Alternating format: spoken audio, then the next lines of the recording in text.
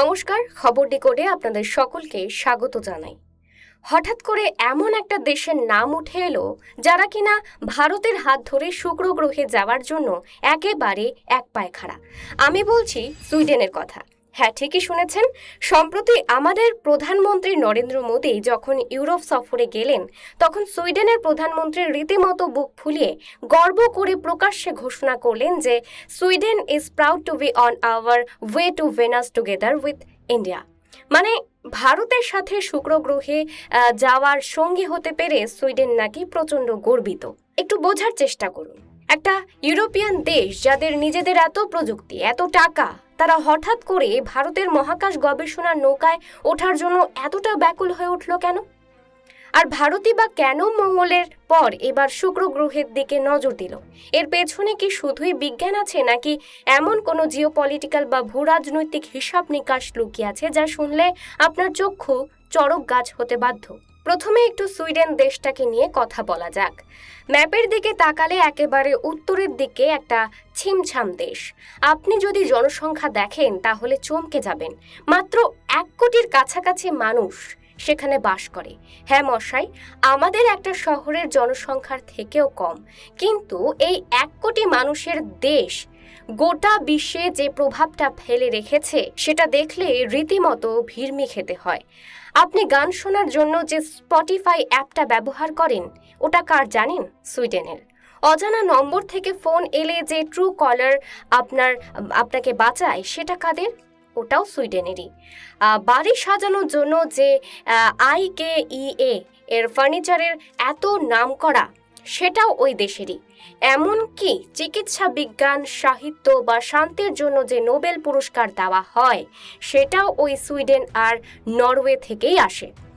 তো বুঝতেই পারছেন, লোক কম হলেও কি হবে, এদের মগজাস্ত্র এবং গ্লোবাল ইম্প্যাক্ট সাংঘাতিক। সেই দেশ যাদের নিজেদের এত রমরমা, তারা হঠাৎ করে ভারতের শুক্রযান মিশন নিয়ে এত লাফালাফি করছে কেন? কারণটা লুকিয়ে আছে মহাকাশের এক ভয়ঙ্কর রহস্যের মধ্যে। আপনি যদি আমাদের সৌরজগতের দিকে তাকান, সূর্যের ঠিক পরই বুধ, তারপর শুক্র, আর তারপর আমাদের পৃথিবী। আয়তন আর গঠনের দিক থেকে শুক্র গ্রহ আমাদের পৃথিবীর একদম যমজ ভাই। কিন্তু এই যমজ ভাইটি আসলে একটা জ্বলন্ত নরক। শুক্র গ্রহে এত গরম যে সেখানে যদি আপনি এক টুকরো সীসা বা লেড রেখে দেন, সেটাও চোখের নিমেষে গলে জল হয়ে যাবে। কেন জানেন? কারণ শুক্র গ্রহে নিজস্ব কোনো বায়ুমণ্ডল বা অ্যাটমসফিয়ার অবশিষ্ট নেই। এখন বিজ্ঞানীদের কাছে, বিশেষ করে সুইডেনের বিজ্ঞানীদের কাছে সবথেকে বড় প্রশ্ন হলো, পৃথিবীর মতো দেখতে একটা গ্রহের বায়ুমণ্ডল হঠাৎ করে কোথায় গেল? কে চুরি করলো?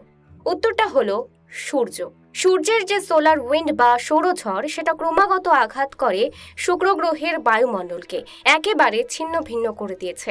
এখন সুইডেন বোঝাতে চাইছে এই সৌরঝড় ঠিক কিভাবে কাজ করে, এর ক্ষমতা কতটা, আর ভবিষ্যতে পৃথিবীর বায়ুমণ্ডলেও কি একই দশা হতে পারে? এই প্রশ্নের উত্তর খোঁজার জন্য সুইডেনের বিজ্ঞানীরা একটা দারুণ যন্ত্র বানিয়েছেন, যার নাম VNA, ভেনাসিয়ান নিউট্রালস অ্যানালাইজার। এই যন্ত্রটা সৌরকণা বা শুক্রের বায়ুমণ্ডলে রিয়াকশন মাপতে পারে। যন্ত্র তো তৈরি হলো, কিন্তু সেটা শুক্র গ্রহ পর্যন্ত নিয়ে যাবে কে? সুইডেনের তো আর রকেট নেই। এখানেই এন্ট্রান্স নিচ্ছে আমাদের ইসরো। ভারতের শুক্রযান যখন ভেনাসের অরবিটে পৌঁছাবে, তখন তার ভেতরের ঘাপটি মেরে বসে থাকবে সুইডেনের এই যন্ত্রটি, আর সেখান থেকেই সমস্ত ডেটা চলে আসবে পৃথিবীতে।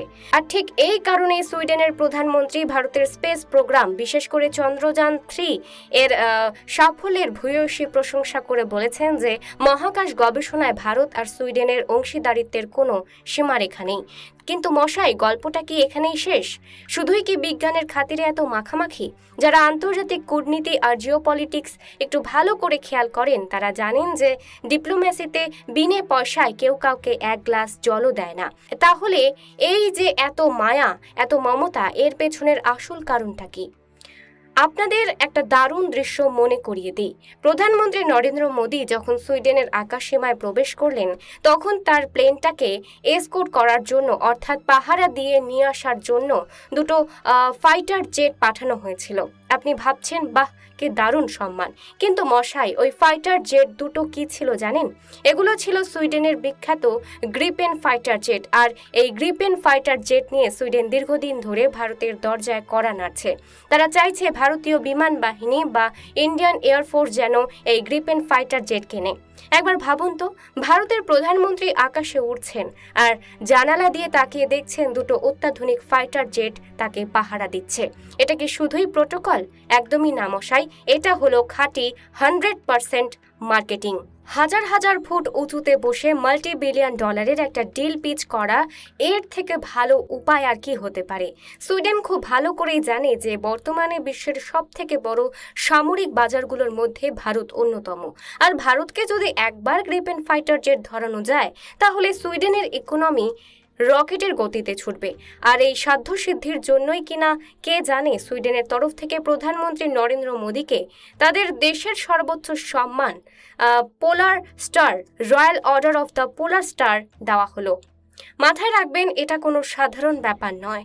বাইরের দেশের রাষ্ট্রপ্রধানদের জন্য এটা তাদের সবচেয়ে বড় সম্মান। আর প্রধানমন্ত্রী নরেন্দ্র মোদীর ঝুলিতে এটা হলো 31 নম্বর আন্তর্জাতিক সম্মান। কেন ইউরোপের একটা দেশ ভারতকে হঠাৎ করে এত তোল্লাই দিচ্ছে?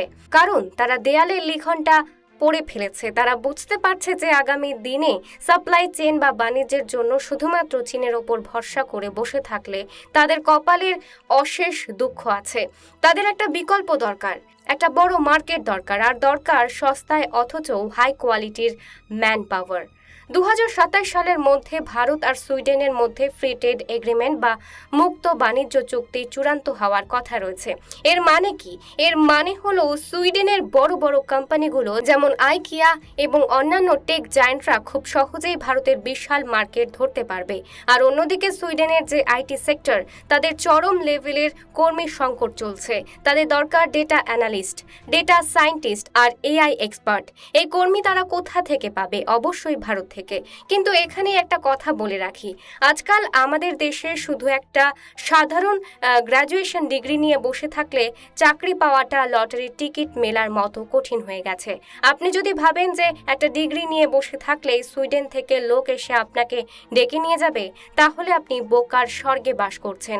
আজকের দিনে দাঁড়িয়ে নিজেকে আপস্কিল করার এবং বিশেষ করে জেনারেটিভ এআই, ডেটা সায়েন্সের মতো বিষয়গুলো আয়ত্ত করাটা শুধু একটা শখ নয়, একেবারে বাঁচার লড়াই হয়ে দাঁড়িয়েছে এই মুহূর্তে। নিজেকে সেই লেভেলে তৈরি করতে পারলে তবেই না গ্লোবাল মার্কেটে গিয়ে নিজের জায়গাটা পাকা করতে পারবেন। যাই হোক, মূল কথায় ফিরে আসি।